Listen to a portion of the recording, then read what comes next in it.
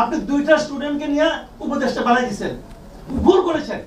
প্রশ্ন হচ্ছে আরেকটু মানে কতটুকু এটা বলেন আমাকে, যে আরেকটু মানে 3 দিন বলেন, আরেকটু মানে 2 বছর বলেন। ওনারা যদি বলেন আমার 5 বছর লাগবে, দেখবেন মানুষের চেহারা চেঞ্জ হয়ে গেছে। বলে ভাই তুমি কেন 5 বছর নিবা? কারণটা কি? তুমি কি এই 1 মাসে প্রমাণ করতে পেরেছো যে তুমি 5 বছর পর্যন্ত থাকার যোগ্য?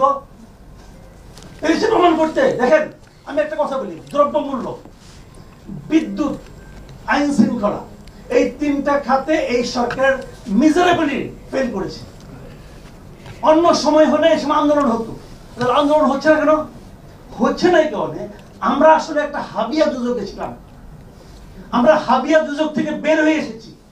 বের হয়ে আসার পর দেখতেছি আমার এই আঙ্গুল আগুন লাগে, এই আঙ্গুল আগুন লাগে, এই আঙ্গুল আগুন লাগে। এই 3 আঙ্গুলের আগুন কিন্তু আমি অন্য সময় সহ্য করতাম না, কিন্তু আমি তো দোজকে ছিলাম ভাই। দোজক থেকে বের হয়ে এসেছি, এই জন্য ওই তাপটা এখনো টের পাই। 2 দিন যাক আমি কিন্তু হাবিয়া দুজকের কথা ভুলে যাব, তখন ওই আঙ্গুলের সামান্য তাপ আমার কাছে অসহ্য লাগবে। তখন আপনি কি করবেন? আপনাদের কি সেই প্রিপারেশনটা আছে? অনেকে হয়তো বলবেন, একটু আগে আমি এসে প্রথমে সেখানে শুনলাম আমাদের এক বক্তা হয়ে যে রাশেদ খান বলতেছিলেন যে বেসরকারি বিশ্ববিদ্যালয়, পাবলিক বিশ্ববিদ্যালয়, প্রাইভেট বিশ্ববিদ্যালয় বলে যে একটা দ্বন্দ্ব তৈরি হয়েছে।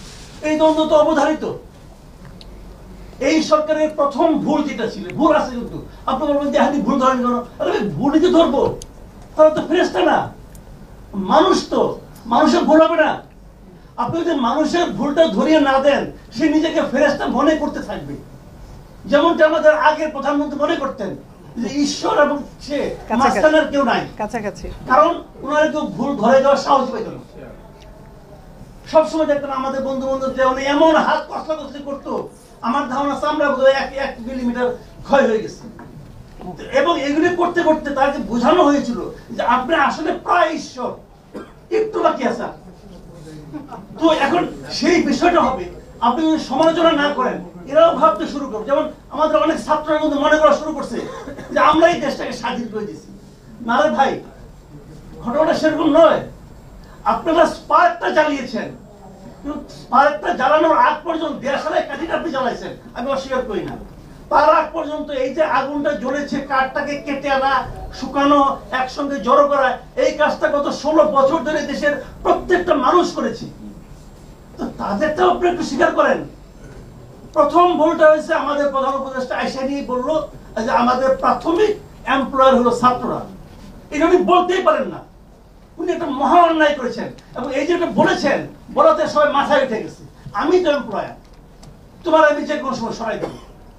এটা হয় না, এইভাবে হয় না। এটা একটা সামগ্রিকভাবে দেশের অর্জন, এই দেশের মানুষের অর্জন, এবং সেই অর্জনটা নিয়ে আপনারা সিনেমিনি খেলতে পারেন না।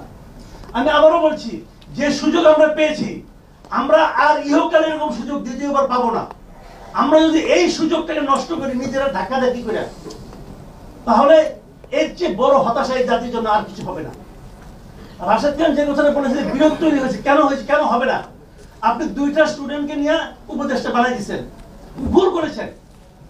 আরেকজন উপদেষ্টা, সে নাকি সক্রেটিস নিয়ে আপনি বানাইছেন আপনার উপদেষ্টা, ভুল করেছেন, সিম্পলি ভুল করেছেন আপনি। এতে মনে হয়েছে কি ওই প্রাইভেট বিশ্ববিদ্যালয় তারা বলতেছে আমি কি কম সক্রেটিস দেখি? আমার লোক আলাপ করেন, কোন বিচারে, কোন পরীক্ষায় তারা ফার্স্ট সেকেন্ড থার্ড হয়েছে বলেন তো আপনি আমাকে? এই দেশের প্রত্যেকটা ছেলে মেয়ে আন্দোলনে ছিল।